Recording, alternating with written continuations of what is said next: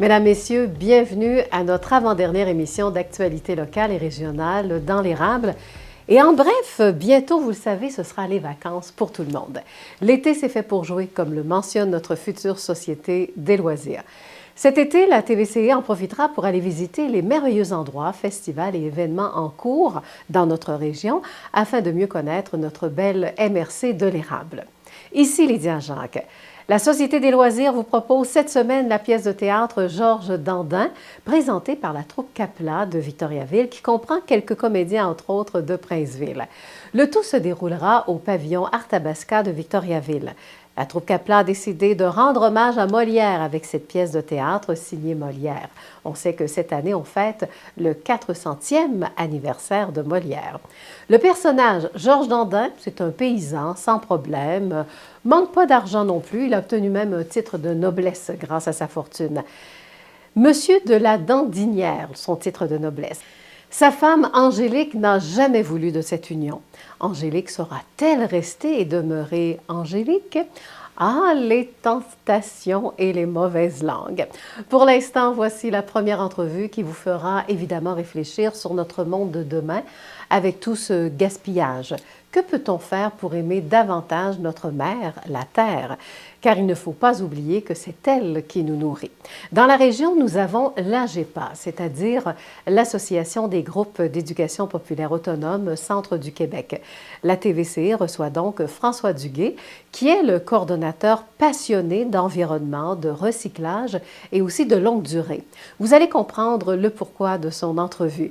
Il y a du nouveau au sein de l'AGEPA, c'est qu'on vient de lancer 2 capsules vidéo qui nous proposent une transition écologique et l'obsolescence programmée, donc la durée de vie limitée des produits que nous achetons, entre autres. Des projets pour la récupération du verre et recyclage des électroménagers. Alors faisons place à notre invité, il attend à nous raconter. François Duguay, on va parler de l'AGEPA parce que ce qui nous a fait penser à vous également, vous m'avez envoyé un communiqué, mais dans le communiqué, on parlait de la Journée de la Terre qui a eu lieu le 22 avril dernier. Et je pense qu'avec ça, on peut faire un lien avec l'AGEPA parce que, allez-y avec le lien. Finalement, expliquez-nous, l'AGEPA, c'est un organisme communautaire. Je vais partir d'une drôle d'anecdote. Vas-y. Parce que dans le fond, l'AGEPA, ça veut dire l'Association des groupes d'éducation populaire autonome du centre du Québec. Qu'est-ce que ça fait? Parce que c'est un titre qui dit rien. Exactement. Parce que dans le fond, on sait qu'il y a des personnes. Ben non, il y a des groupes. On n'a pas des individus, c'est des groupes. Nous autres, c'est une association qui regroupe des organismes qui veulent faire de l'éducation populaire autonome. Pour faire une image claire, qui va être un peu nuageuse, c'est quoi de dire, c'est comme on est des pelleteux de nuages. Okay. Dans le sens que nous, ce qu'on veut, c'est tasser le nuage pour que le soleil brille pour tout le monde. C'est un peu comme ça que ma collègue me dit, parce qu'elle dit, il me semble, on fait des affaires, puis ça paraît pas, on pète des nuages. J'ai dit, ben oui, mais en même temps, pourquoi on le fait? Parce qu'on veut qu'il y ait de la justice sociale, parce qu'on veut qu'il y ait des choses pour les gens. On veut, dans le fond, on fait de la défense collective de droits. On fait des activités en lien avec des luttes la lutte à la pauvreté. On va faire des actions politiques non partisanes, toujours. On fait des campagnes de sensibilisation. Fait que c'est un peu ça, l'AGEPA. Fait qu'on a des membres à travers le Centre du Québec qui sont soit des maisons de jeunes, des groupes en défense collective de droits, des organismes femmes, ça peut être des organismes familles, c'est différents types de groupes de consommation. Fait que c'est pour ça, c'est vraiment ça. Fait qu'on ne s'adresse pas nécessairement aux individus, mais par nos actions, on va aller chercher à sensibiliser les citoyens et citoyennes du Centre du Québec. Bon. Et dans ce cas-là, on parle, quel genre de droits qu'on défend? Comme là, vous êtes venu ici pour l'environnement. L'environnement, oui. Pourquoi? Parce que c'est un sujet qui nous touche particulièrement, puis nous touche tous présentement. Les changements climatiques sont plus que maintenant, sont actuels. Il n'y a pas une journée où est-ce qu'on n'a pas de nouvelles, où est-ce qu'on entend parler. On fait juste regarder à la météo. C'est pas juste qu'il fasse plus chaud, c'est que ça change tous les écosystèmes, tout ça. Puis en même temps, ce qu'on sait, c'est qu'avec les changements climatiques, ça va avoir de l'effet sur la population, sur les animaux, tout ça. Puis c'est pas tout le monde qui est bien équipé pour se défendre. On n'a pas toutes les, on n'est pas tous égaux. Et face au changement, on n'a pas toutes les mêmes possibilités d'y faire face. Fait que je pense que pour ça qu'on Nous autres, on veut faire des choses en lien avec ça. OK. Moi, ce que je me pose comme question aussi, bon, il y a la GEPA, mais il y a Greenpeace, il y a plusieurs organismes là, qui sont à la défense de l'environnement. En quoi la GEPA peut donner le plus? Moi, je pense qu'elle donne une vision régionale, ce qui est important, parce que souvent, Greenpeace, c'est national, Puis en même temps, c'est des gens qu'on connaît, c'est des gens qui sont proches, fait que je pense que moi, j'ai plus de facilité, puis quand je dis moi, c'est la GEPA, plus de facilité de contacter des gens de mon milieu parce que je le connais, mon milieu. Je connais les organismes, donc c'est peut-être plus facile. Puis en même temps, on n'est pas seul parce que ça, c'est une lutte à faire à plusieurs. Donc, on a besoin de tous ces organismes-là avec toutes ces spécificités-là parce que c'est pas gagné d'avance. Non. On le sait aujourd'hui. Parce que présentement, ce que je vois, moi, avec notre situation vis-à-vis de l'environnement, on veut changer le monde, OK? Ouais. Mais est-ce qu'on est prêt à faire les actions pour changer justement nos habitudes dirais que c'est la grosse question. De consommation? C'est la question qui tue finalement. Ouais, écoute, elle me tue à tous les jours. C'est ça. Oui, parce que même un cours d'histoire, le prof d'histoire elle nous avait dit en classe, vous savez que pour changer les mentalités, il faut qu'une génération meure. C'est pas drôle de dire ça, mais c'était... Mais moi, je pense qu'il faut changer soi en premier. Oui. Mais ce n'est pas seulement une responsabilité individuelle, c'est une responsabilité collective, d'où nos actions collectives. Puis je me dis, plus qu'on est plusieurs à le faire, plus qu'on change. Reculer de 20 ans, ça ne fait pas si longtemps, il n'y avait pas de sacs réutilisables dans les épiceries. Donc, moi, je faisais partie des hurluberlus qui se promenaient avec des sacs en tissu. C'était pas courant à l'époque. Mais pourquoi ça a changé? Parce que les gouvernements, ils ont dit maintenant, c'est fini les sacs en plastique, on va faire ça. Ils ont mis les conditions qui ont encouragé les gens à participer. Parce que ça prend beaucoup de volonté. C'est sûr, quand vous dites que ça ne change pas facilement, ça prend de la volonté. Puis ça prend des gens comme ça qui font qui deviennent un peu comme des sentinelles ou des allumeurs d'idées en lien avec ça. C'est ça. Mais on a l'impression que oui, on veut changer, mais il me semble que ça ne change pas assez vite. Parce que si ça continue, parce qu'on le sait, il nous reste quoi, 3 ans là, pour gros max 3 ans, si on nous dit toute la vérité. Là. Sinon, ça va vraiment aller mal dans le monde côté environnemental. Là. Ah oui, c'est certain. C'est certain que ça ne sera pas facile. Mais en même temps, je me dis, faut commencer à quelque part, puis il faut le faire. Tant qu'il y a de la vie, il y a de l'espoir, il y a toujours possibilité de changer les choses. Bon, mais dans ce cas-là, vous avez la GEPA, vous voulez changer les choses parce que vous avez deux vidéos, 20 secondes chacune. 50% du verre recyclé se retrouve dans les sites d'enfouissement. Qu'est-ce que je fais? T'apportes les objets en verre dans un dépôt de verre. Où ça? Ici. Présentement, il n'y a qu'un seul point de dépôt dans le centre du Québec. Exigeons qu'il y en ait plus.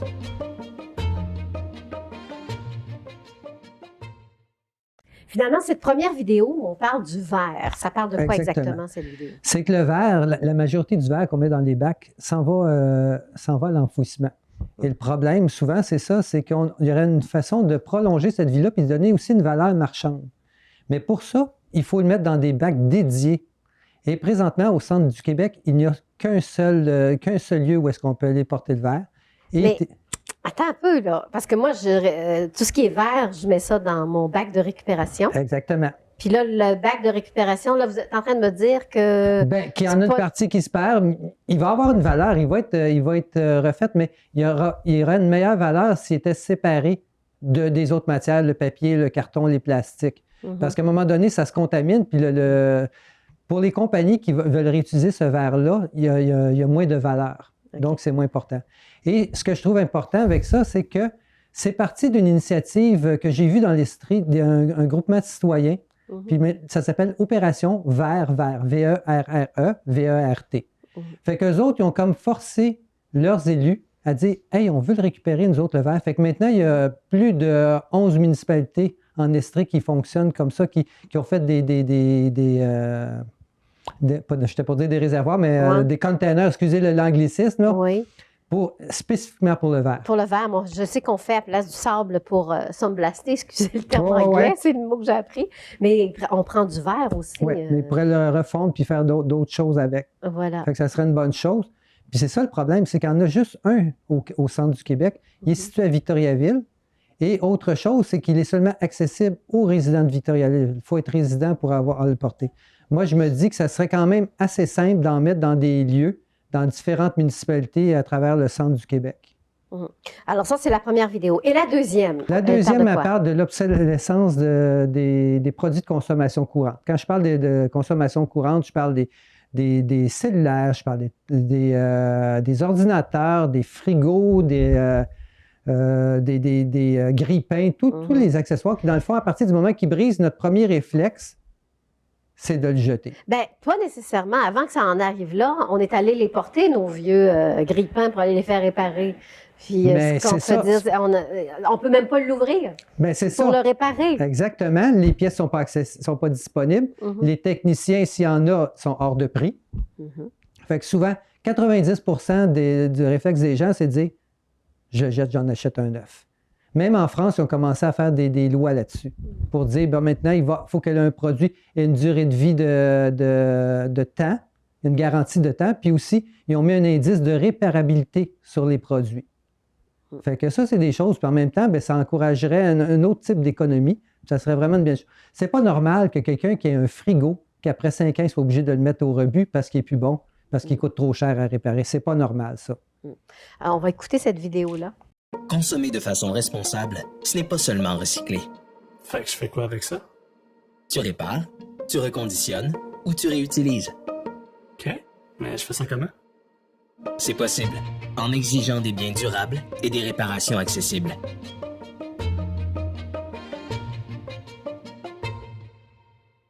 Là, on vient de regarder ces deux vidéos-là. Donc, qu'est-ce qu'on peut faire ou qu'est-ce qui est possible de faire? Parce que là, d'après votre point de vue, c'est si le gouvernement ne fait pas de projet de loi ou n'exige pas à la population de récupérer, que ce soit le verre, enfin, peu importe, mais de faire attention à l'environnement. Si le gouvernement ne s'en mêle pas, c'est qu'il n'y a rien qui va se faire. Il n'y aura pas de continuité. Bien, je ne dirais pas que rien va se faire, mais ça n'ira pas à la vitesse qu'on veut que ça aille. Puis en même temps, la pression est bonne. Oui. Moi, je me dis, on est en année électorale, donc c'est important de parler à tous les candidats et candidates, de dire que c'est des choses qui nous intéressent, que ça nous concerne, qu'on est vraiment...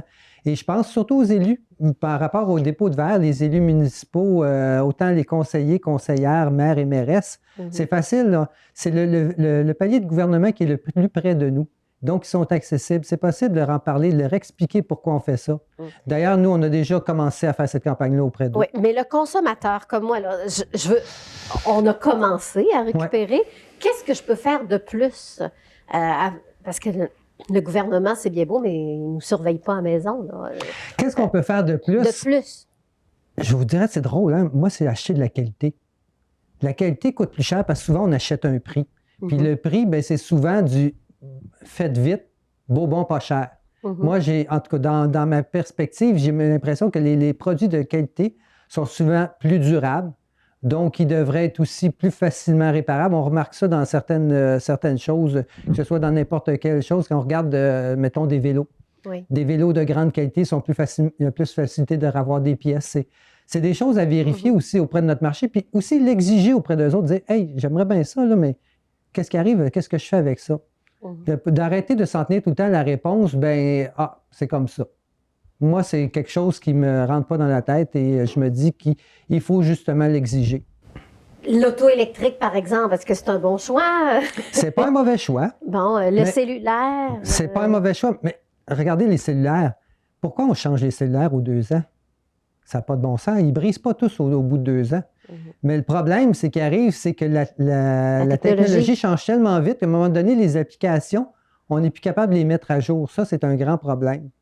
Mais je sais qu'avec Équiterre, il y a une pétition qui a été faite puis qui roule présentement en termes d'exiger justement qu'il y ait que les gouvernements fassent des lois pour qu'on puisse réparer ces biens-là, pour qu'on puisse arrêter de les jeter. Parce que en même temps, c'est un coût. C'est pas économiquement parlant, moi je suis convaincu que de les réparer et de leur donner une deuxième vie, ça peut être aussi profitable que de les enfouir. Bon, en guise de conclusion, un jour peut-être qu'il n'y en aura plus d'oiseaux qui vont chanter. Là. Je ne sais pas si c'est humain, mais on dirait qu'il faut que ça fasse mal avant qu'on décide de réagir. Et c'est triste. On parlait tantôt de la voiture. C'est sûr que l'auto électrique, c'est une bonne chose, c'est pas une fin en soi, mais dans le fond, c'est à peu près comme je vous ai dit tantôt, c'est qu'il faut changer nos habitudes un jour à la fois, un petit pas aussi. C'est sûr que là, on a besoin de faire des grands pas, mais si on commence à faire des petits pas, ça fait bouger beaucoup les choses. Par exemple, faire du transport, si je prenais une fois semaine, j'y allais à pied ou à vélo au lieu de prendre mon auto. Tu sais, ça a l'air de rien, mais on vient de diminuer les GES d'une façon importante. Oui, c'est ça. Même les couches réutilisables. Maintenant, Absolument. c'est le retour des couches de coton pour. Moi, j'ai acheté moi et ma conjointe, on a acheté des couches réutilisables usagées. Oui. On a passé toute la période des couches avec les enfants. On les a réutilisées, puis on les a même revendues. Fait qu'ils ont eu plusieurs vies, ces couches-là, puis en même temps, les enfants ont été très bien. Toutes ces choses-là, dans le fond, c'est une question de vouloir, d'organisation. Puis c'est un peu ça. C'est sûr que c'est l'organisation puis la planification. Je cherchais le mot parce que souvent. Puis c'est pas de se dire qu'on retourne en arrière. C'est que Non, justement. c'est l'intégrer à notre vie. Ça fait partie du quotidien. C'est pas plus compliqué qu'autre chose. C'est pas plus difficile. Qu'est-ce qu'on fait pour vous joindre? Il y a sûrement d'autres dossiers. S'il y a Ben des oui, gens qui ont rejoint. des idées de dossiers, allez-y. Ben, notre bureau est à Victoriaville, sur la rue de l'Aqueduc, au 49 rue Aqueduc, 49 bureau 1 rue Aqueduc. Puis c'est possible de nous rejoindre au 819-795-4441. En terminant, vous avez une philosophie là-dessus? Vas-y. Oui, dans le fond, on dit tout le temps que les petits gestes sont bons. Oui, c'est important de puis prendre des pailles de plastique, plein d'autres choses. Mais les grandes choses qu'on peut faire pour vraiment aider l'environnement puis le climat, il faudrait adopter un régime végétarien. Il faudrait avoir un enfant de moins par famille et utiliser moins la voiture, donc une voiture de moins. C'est les grands gestes qui ont le plus d'impact au niveau de l'environnement. Rien à rajouter. Ben, merci beaucoup, François Duguay, donc coordonnateur du côté de l'AGEPA. On se dit à la prochaine, hein, parce qu'on n'a pas fini de parler d'environnement. Merci de m'avoir invité. Merci. Aujourd'hui, à l'émission Érable en bref, eh bien, nous allons parler de théâtre. En effet, parce qu'on a deux comédiens, dont entre autres le metteur en scène. C'est la troupe Kaplan qui vont présenter bientôt, soit les 20, 21 et 22 mai prochains, la pièce Georges Dandin.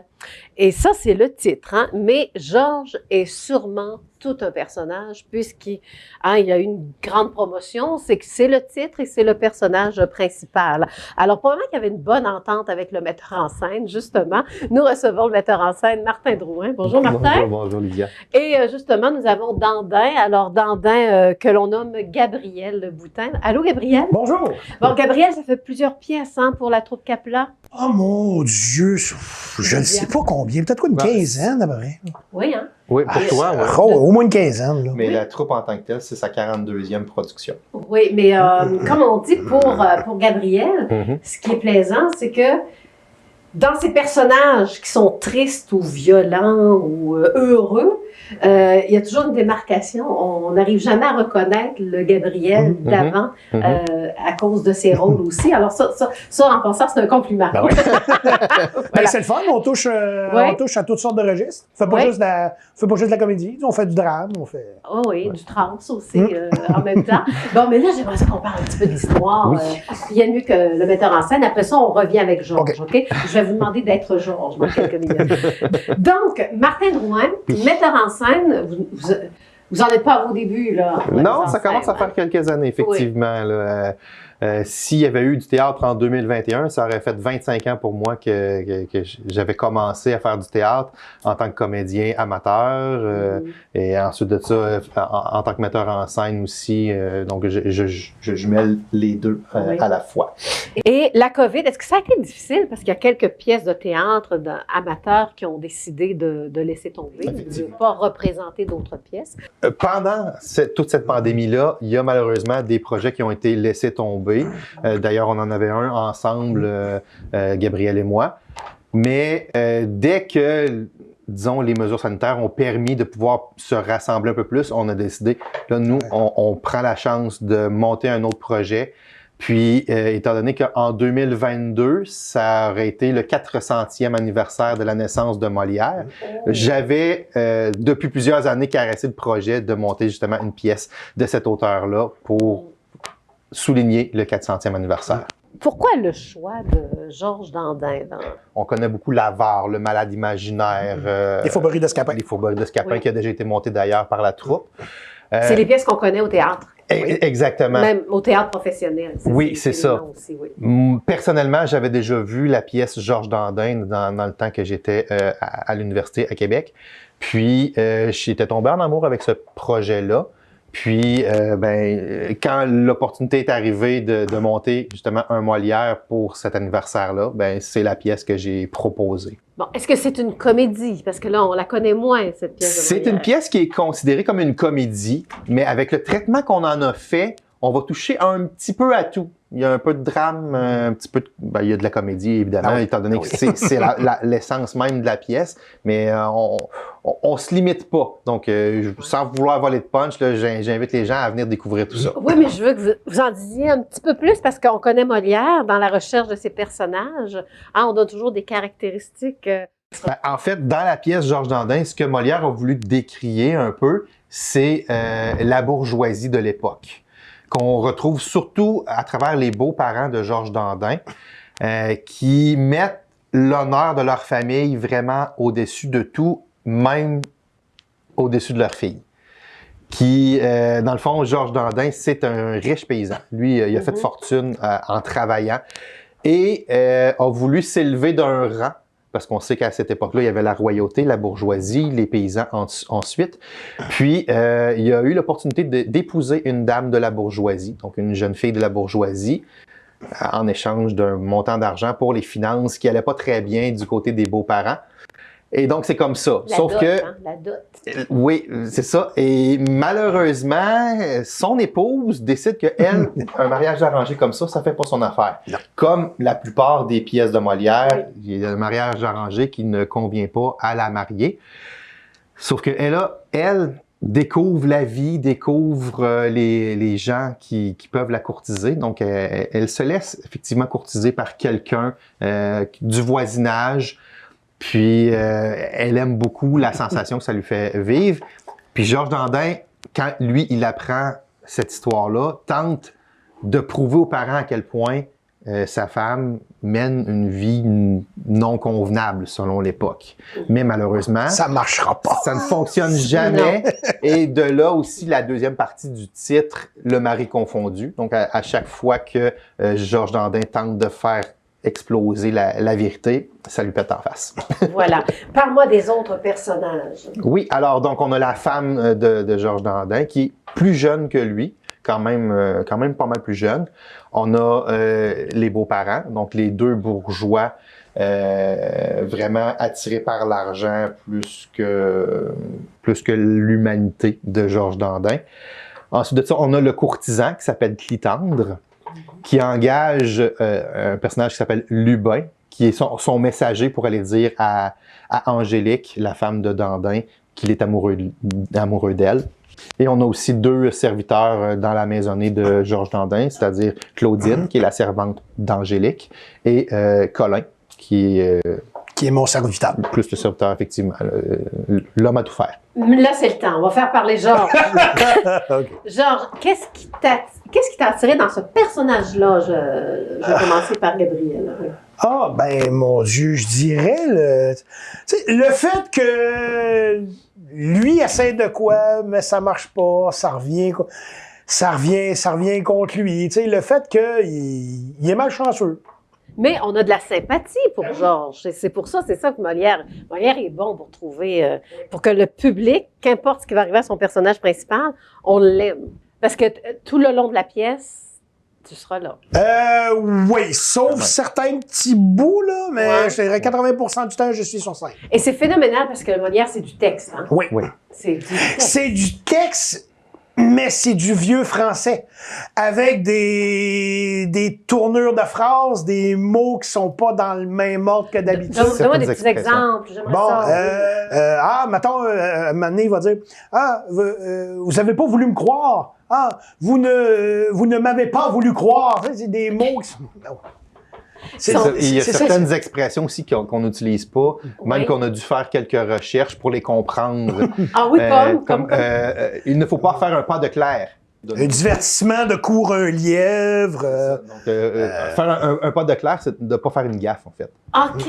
Ben mais c'est ça, c'est ce qu'on aime. C'est ça, c'est le vieux français. Le français de l'époque, le français de Molière. C'est ça. Puis le défi pour les comédiens aussi, en plus d'apprendre la façon de parler, c'est de savoir qu'est-ce qu'ils disent pour pouvoir bien le ressentir puis bien le livrer au spectateur, pour que le spectateur, malgré qu'il comprend peut-être pas tous les mots, il comprend ce qui se passe.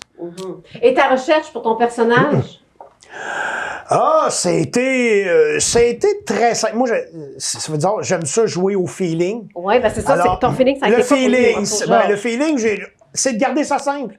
Mais là, tu vas te lever, tu vas me donner un peu comment tu as trouvé les caractéristiques de ton personnage. OK. Bon, Georges Dandin, simple. C'est pas un noble, c'est un paysan, c'est quelqu'un qui a travaillé de la terre toute sa vie. Vu que c'est mi-riche, ça fait au moins 15-20 ans qu'il travaille, donc une posture d'ouvrier, un peu le dos courbé. Il n'y a pas un langage de noble. Alors, peut-être une voix un petit peu plus grave. Et, comme ça. OK. Donc, un peu fatigué aussi. Oui. Hein? Parce Oui. qu'il travaille fort. Oui, il a travaillé fort. Probablement qu'il ne comptait pas ses heures non plus, alors. Ouais. Une quarantaine d'années, je pense, Oui. hein, c'est ça? Oui. Bon, ben voilà. Alors, j'ai hâte de voir ce que ça va donner donc sur scène. Alors, Martin, en guise de conclusion, bien, les dates, on va répéter, c'est ça? Le 20-21 mai à 20h, le 22 mai à 14h. Et puis, c'est une représentation spéciale FADOC. Donc, pour ceux qui ont leur carte, vous avez le droit à un rabais. Donc, si ça peut intéresser les gens.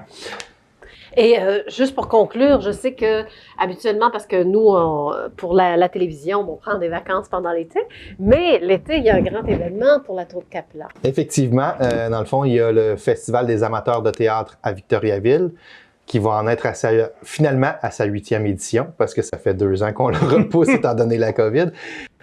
Puis, il va y avoir cette année plusieurs spectacles encore en compétition. Puis, c'est du 25 juin au 3 juillet. Ben merci beaucoup et diantre, faisons place au théâtre grâce à la troupe Capla. Merci les gars. Ben, merci beaucoup. Era Blanc Bref se termine ainsi. Et bien là-dessus, passez une très bonne semaine. Et si vous voulez revoir nos émissions, elles sont toujours disponibles sur notre site web tvce.org. En passant, merci d'encourager votre TVCE pour vos nouvelles locales et régionales. Eh bien, toute l'équipe de la TVCE vous souhaite une excellente semaine et surtout, à la semaine prochaine pour une dernière émission pour la programmation hiver 2022.